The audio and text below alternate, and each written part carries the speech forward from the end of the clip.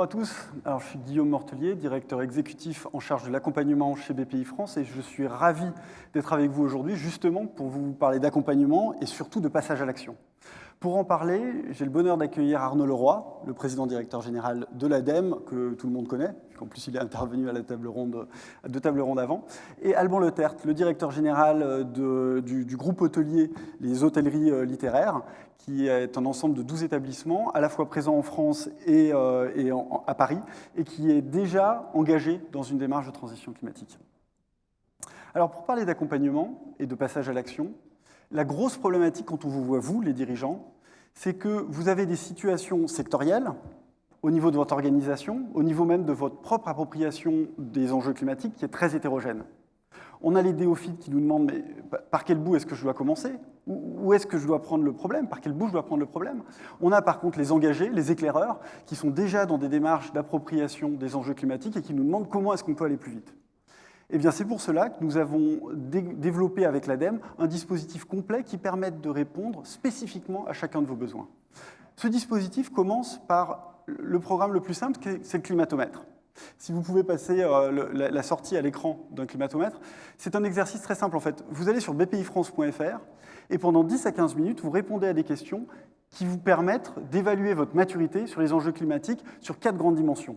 Vos produits, votre chaîne de valeur, votre stratégie et votre fonctionnement interne. Là, vous voyez l'exemple qu'on a là d'une entreprise qui est très avancée sur ses produits et sa chaîne de valeur, mais qui par contre doit beaucoup travailler sur sa stratégie et sur son fonctionnement interne. L'enjeu du climatomètre, c'est vraiment juste ça, c'est conscientiser vos enjeux pour ensuite passer à la suite et à la mise en œuvre. Et la suite, la mise en œuvre, c'est le diagnostic écoflux. On en a déjà parlé. Le diagnostic écoflux, c'est un principe très simple. Un expert que l'on a sélectionné avec l'ADEME vient sur votre site, va aller analyser 4 flux, l'eau, l'énergie, matières premières et les déchets, et sur la base de vos consommations, va revenir avec un plan d'action qui vous permet 2 choses, d'économiser justement sur ces différents flux, mais surtout de générer des économies. Et on sait combien c'est important, quand on enclenche une démarche, d'aller voir les économies que l'on peut générer. Ce dispositif a été développé par les équipes de l'ADEME pendant assez longtemps, et on l'a repris en commun avec l'ADEME, donc en septembre dernier, avec pour objectif de le rendre accessible au maximum de patrons de PME. Alors Arnaud, peut-être, est-ce que tu peux nous expliquer quel est le challenge que tu vois sur le diagnostic écoflux sur les 12 prochains mois, voire sur les années à venir? Alors, le challenge qu'on voit, c'est vraiment son déploiement. Je pense que c'est ça l'enjeu, et c'est aussi pour ça qu'on était ravis de pouvoir coporter ce sujet du diag écoflux pour bénéficier, on va dire, de la caisse de résidence de la BPI, avec un projet et un outil qui est quand même aussi, on va dire, assez ambitieux, strict. Donc c'est pas quelque chose de dévoyé. Je pense qu'il faut qu'on le souligne aussi, avec une multitude de cibles. Ça a été dit tout à l'heure, justement, dans la table ronde dans laquelle j'étais. Il y avait des demandes pour qu'on puisse encore simplifier éventuellement pour les toutes petites TPE. Voilà, donc c'est peut-être quelque chose qu'il faudra qu'on regarde avec les CCI et les chambres des métiers, parce qu'il faut qu'on arrive à embarquer l'ensemble de la famille des entrepreneurs français, donc du tout petit au moyen, et là-dessus on se retrouve sur les PME ETI. Voilà, les grands groupes savent faire beaucoup de choses déjà, mais demandent aussi à être challengés. Donc voilà, donc l'enjeu pour nous dans les 12 prochains mois, malgré l'épisode qu'on est en train de vivre, c'est de continuer ce déploiement du diag écoflux avec des secteurs et des acteurs ambitieux. Je pense que monsieur en parlera beaucoup mieux que moi. Merci beaucoup Arnaud. Et ce que l'on voit sur le début du déploiement, c'est que déjà c'est un grand succès, vu qu'on a près de 300 diagnostics écoflux qui ont été déployés, et que d'ici la fin de l'année, on devrait en faire au moins le double, ce qui est bien au-delà des objectifs que l'on s'était fixés. Exactement. Et d'autant plus que 2 facteurs sont très intéressants. Le premier, c'est qu'on a 96% de satisfaction, qui montre que le diagnostic répond aux besoins des dirigeants. Et puis, lorsque l'on mesure l'économie moyenne qui est identifiée à travers le diagnostic, on remarque que c'est par site près de 50 000 € d'économies récurrentes qui sont en moyenne identifiées à travers ce diagnostic-là. Alors pour en parler de manière concrète, Alban Letert, donc des hôtels littéraires. Alors Alban, vous avez engagé une vraie démarche, vous avez déjà lancé 5 diagnostics, dont 3 sont terminés. Est-ce que vous pouvez nous donner une idée concrètement des économies ou des actions qui ont été identifiées à travers ce diagnostic ? Alors nous, on avait déjà cette problématique qu'on connaît tous du Covid à cause du tourisme notamment. On savait qu'on avait envie de faire des investissements, on avait quand même envie d'avancer et on avait envie de faire des travaux avec un vrai impact environnemental et écologique tout simplement. C'est pour ça qu'on a fait appel au Diag Ecoflux pour avoir justement des experts. Alors concrètement, comment ça se passe? Pour moi, il y a trois types d'analyses. Le premier, c'est vraiment sur le très court terme, être capable d'avoir un ROI ou des projets avec des impacts directs du type contrat, remise à plat des contrats électriques. Donc ça, vous allez voir qu'il y a un impact direct, mais qui est assez important, parce que c'est des contrats qu'on ne remet jamais à plat, qu'on remet jamais à jour. Après, il y a plus des impacts, on va dire, plus de court ou moyen terme.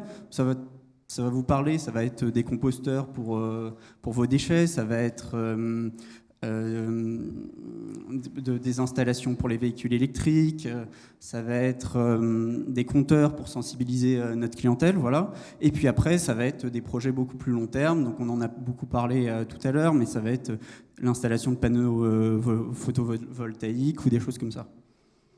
Et vous avez déjà mis en œuvre certaines de ces actions? Alors toutes les actions immédiates, donc à ROI quasiment nul, on les a mis en place. On a commencé à mettre en place les ROI à court terme du type, ce dont je parlais, les bornes pour les véhicules électriques. Et on a un vrai pipeline qui a été mis en place aussi avec les équipes de consultants du Diag Ecoflux. Et voilà, donc c'est tous les 3 mois on fait le point et c'est une étude qui dure 1 an jusqu'à mettre en place tous ces projets. Et sans dévoiler de secret industriel, c'est à peu près combien les économies que vous attendez? Alors, sachant qu'on a des établissements qui sont plus ou moins grands, mais on table entre 30 000 euros et 90 000 euros par an, une fois que l'ensemble de nos projets seront mis en place selon les établissements, évidemment. Ouais, c'est un bon ROI. Oui, voilà, on peut le dire. Plutôt pas mal. Et sur cette démarche en fait, qui va vous faire économiser fondamentalement sur vos coûts, est-ce que vous pensez aussi que ça va résonner auprès de votre clientèle? Bien sûr. Une des raisons pour lesquelles on avait mené ces travaux énergétiques et cette transition énergétique au niveau du groupe, c'était parce qu'on sentait qu'il y avait de la demande d'un point de vue de notre clientèle. Et donc, on avait envie de répondre justement à cette demande-là en ayant un vrai impact environnemental et énergétique. Merci beaucoup, Alban. En tout cas, c'est assez admirable, je trouve, qu'un groupe hôtelier, dans le contexte actuel, se lance dans une telle démarche. Et je suis persuadé qu'effectivement, ça vous permettra vraiment de raisonner auprès de vos clients et de rebondir encore plus vite. C'est vraiment un outil qui est très facile à mettre en place. Et j'invite vraiment l'ensemble des hôteliers et des acteurs du tourisme à l'utiliser, en tout cas. Merci beaucoup. Et bon, vous le voyez, Diagnostic Ecoflux, c'est simple, c'est adapté à votre entreprise et ça rapporte de l'argent. Très simple. C'est vraiment la base. Il faut tous le faire.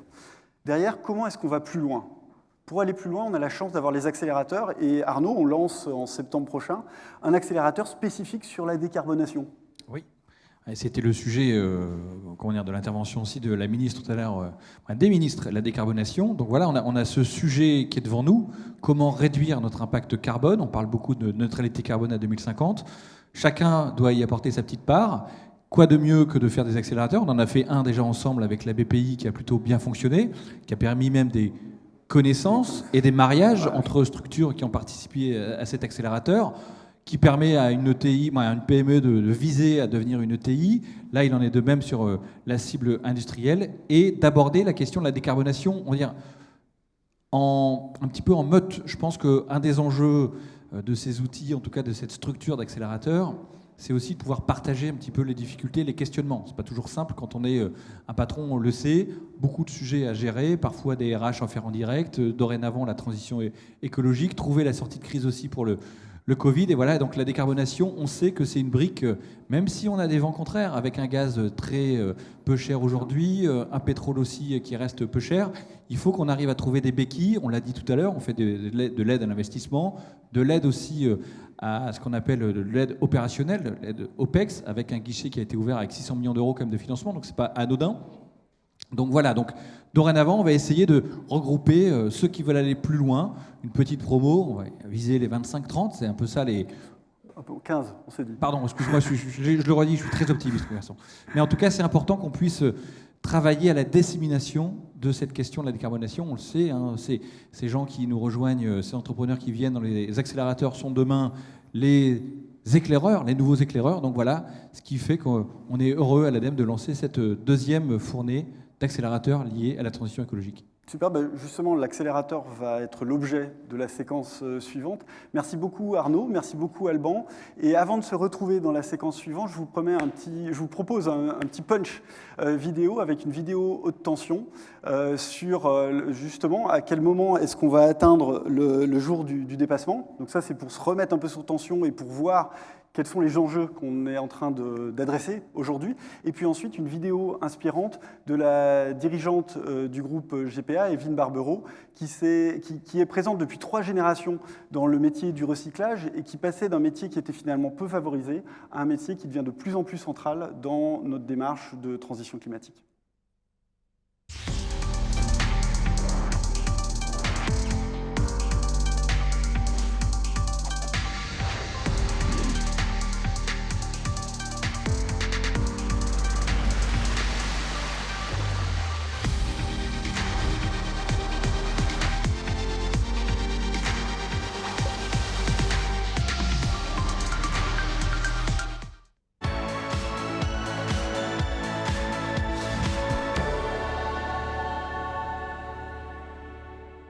Bonjour, je m'appelle Evelyne Barbero, je suis co-gérante de l'entreprise GPA. Nous sommes situés à Livron dans la Drôme. C'est une entreprise que mon père avait créée dans les années 60 et c'est ce qu'on appelait à l'époque la casse automobile. Aujourd'hui, notre métier, c'est de collecter des véhicules auprès de nos partenaires assureurs dans toute la France et ce sont des véhicules hors d'usage. Il faut savoir que chaque année, 1 million de véhicules deviennent hors d'usage en France. Notre métier, c'est de les collecter et de les recycler. Nous donnons une seconde vie à la matière et la pièce. Et comme on le répète souvent, la pièce de réemploi, en fait, c'est une pièce qui est virtueuse. Elle est écologique, puisqu'en fait, on ne reproduit pas une pièce neuve. Elle est économique, elle est 90% à 50% moins chère qu'une pièce neuve. Et elle a un rôle social, parce qu'en fait, elle permet à beaucoup d'automobilistes de continuer à réparer leur véhicule. Et en plus, elle n'est pas délocalisable. GPA, aujourd'hui, donc c'est 200 salariés, un site de 24 hectares et 37 millions de chiffre d'affaires. De par son activité, GPA est déjà dans l'économie circulaire, mais nous efforçons de l'exercer avec un souci de préservation donc de l'environnement et un souci de préservation du lien social. En 2019, nous avons ouvert notre site de production, un site de 17 000 m². Et nous avons beaucoup travaillé avec nos équipes afin de les impliquer sur l'ensemble des process, pour la sécurité, pour l'ergonomie des postes. Par exemple, tous les outils sont pneumatiques. Également sur le bien-être au travail, on a fait rentrer la lumière, on a mis du bois et également on a mis beaucoup de couleurs sur nos murs avec du street art. Notre entreprise est située à Livron, donc nous sommes dans la Drôme, sur le territoire de la Biovallée. Et on a beaucoup travaillé avec le territoire sur un projet de photovoltaïque. À terme, il y aura 15 ombrières, 20 000 panneaux, 4 hectares. Donc, nous avons monté ce projet avec le territoire à travers une SEM. Et on va pouvoir fournir en électricité les foyers de la commune de Livron et la commune de Loriol. Ce sont des communes voisines. De par notre histoire familiale, mes grands-parents récupéraient déjà à l'époque des vieux chiffons, récupérer des vieux meubles. On revient naturellement à cette logique d'économie raisonnable, de réemploi, de récupération et de recyclage, et également de mise en avant des savoir-faire et des métiers. Pendant plus de 60 ans, notre activité a été marginalisée et au profit du jetable, au profit de l'usage unique. Et aujourd'hui, la prise de conscience collective replace GPA comme un modèle d'entreprise virtueuse et rentable. Il n'y a pas d'opposition entre la rentabilité et l'économie circulaire. Et aujourd'hui, je pense qu'on assiste à un début de réconciliation entre le souci écologique et l'activité économique et industrielle. Nous sommes inscrits dans ce mouvement et ce mouvement, il est inéluctable. Ce que je peux dire aussi de notre entreprise, c'est que nous sommes inscrits dans une logique de transmission, de pérennité d'entreprise. Moi, je fais partie de la 2e génération et il y a déjà la 3e génération qui est en place. Nous sommes 10 de la famille et je pense que c'est aussi cela, l'écologie, c'est qu'il faut que ça dure.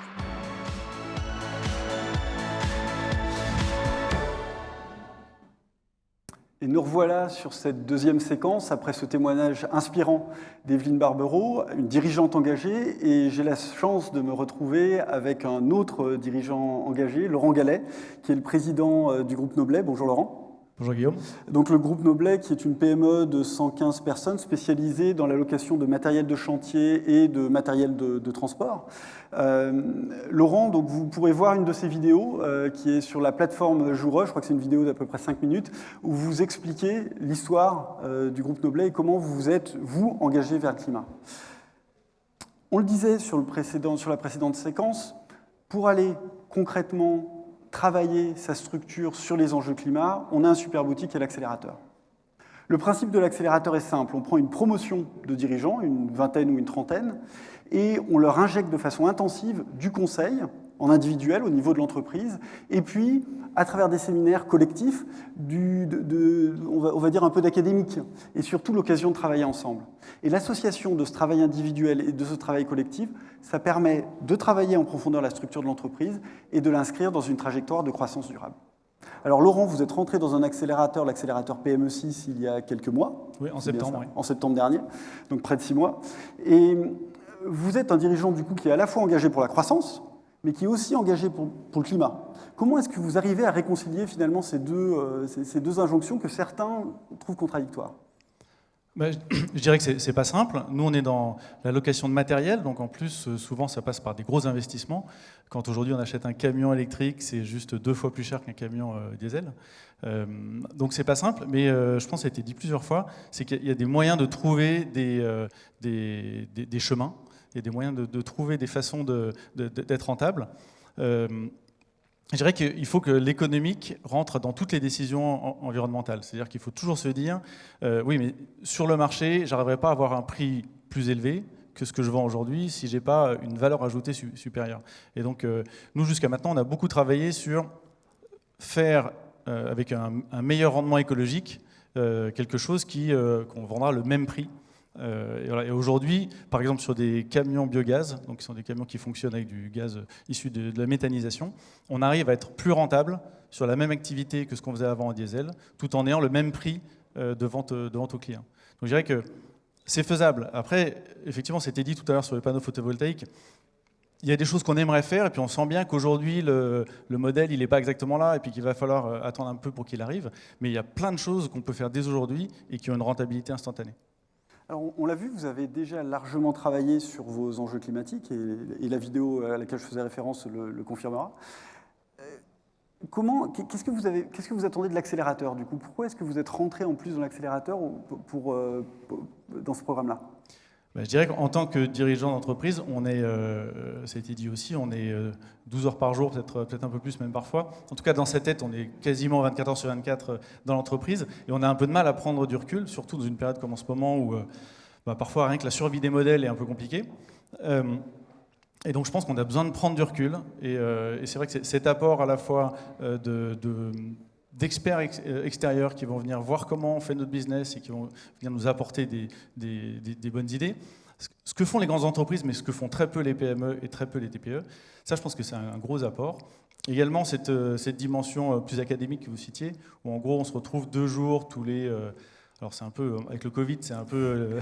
les organisations sont un peu fluctuantes. Normalement c'est à peu près 2 jours tous les 2 mois, où on se retrouve quelques dizaines de dirigeants de PME sur un sujet qui peut être la stratégie, qui peut être la finance, qui peut être l'environnement, etc., à discuter ensemble avec une dimension académique. C'est vraiment quelque chose qui nous permet de prendre du temps pour réfléchir un peu plus, pour prendre du recul par rapport à notre business et se dire ça va être quoi la prochaine étape. Et vous évoquez souvent la dimension collective, que je comprends que vous avez retrouvée dans l'accélérateur, mais que vous retrouvez aussi dans la communauté du coq vert. En quoi est-ce que ça vous aide, cette dimension collective ? De toute façon, je pense que la transition, tout seul, on ne va pas y arriver. Donc, on a tous intérêt à tous y aller ensemble. Alors, certains sont partis plus tôt parce que peut-être qu'ils ont eu des occasions de se rendre compte du sujet plus tôt, ou peut-être des occasions de se lancer un peu plus tôt que les autres. Mais il va falloir qu'on y arrive tous et tous ensemble.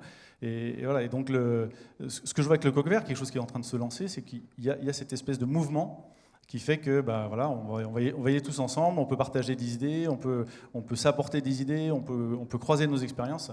Voilà, je pense que jusqu'à maintenant, toute la transition énergétique, c'était plus le fruit, enfin, c'était plus les personnes qui étaient convaincues naturellement qui se lançaient là-dedans. Maintenant, c'est tout le monde. Tout le monde y va et tout le monde est convaincu.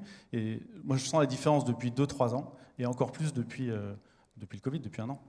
Est-ce que justement dans vos projets que vous avez insufflés au niveau du groupe Noblet, est-ce que vous avez travaillé aussi avec votre écosystème local? Oui, alors surtout avec nos fournisseurs. En fait, avec nos clients, on a beaucoup testé nos idées auprès d'eux. On a vu, enfin, on a essayé de travailler avec eux sur quels étaient leurs besoins, parce qu'on ne peut pas faire toujours exactement la même chose que ce qu'on faisait avant.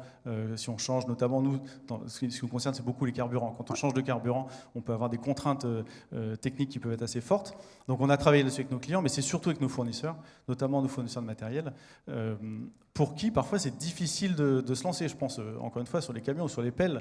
Quand un constructeur lance un camion électrique, une pelle hybride, pour lui, c'est un gros investissement, et en face, il n'a pas forcément aujourd'hui les clients.